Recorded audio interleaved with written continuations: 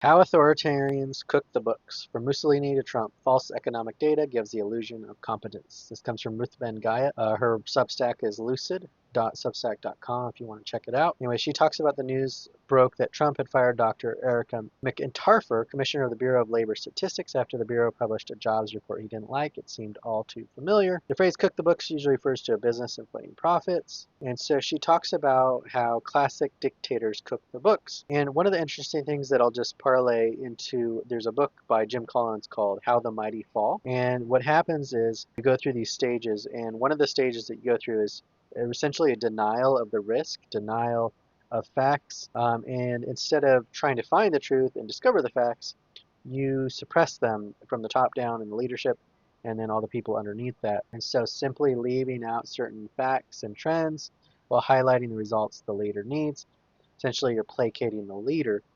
And so she talks about how classic dictatorships. In 1937, the Sorbonne-trained statistician Olympie Kavitkin was murdered by a firing squad for releasing a census that showed a small population Stalin had announced 3 years earlier. She goes on to talk about Benito Mussolini had pioneered the politicization of economic research. In 1926, 1 year after he declared dictatorship, he created a Central Institute of Statistics for the purpose of making up data into an instrument of government action. By 1931, fascist statistics communicated not so much of the actual state of things as what the regime would like the people to believe. It becomes a propaganda machine. And so she just goes on through history, just example of example.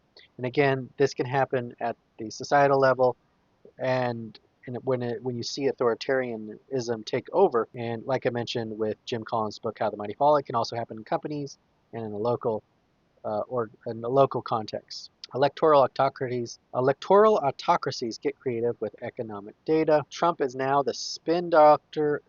Is now the spin dictator mode. Trump, a master propagandist, knows how important it is to get ahead of the downturn and preserve the idea that he is making America great again. Real data has been disappearing and altering data proliferating since the start of his second presidency.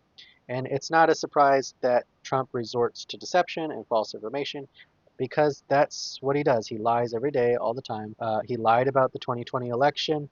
Biden won that election. That Trump lies about winning the 2020 election even. So it'll be hard for Trump to deny the economic harm he and are causing to construction, tourism, hospitality.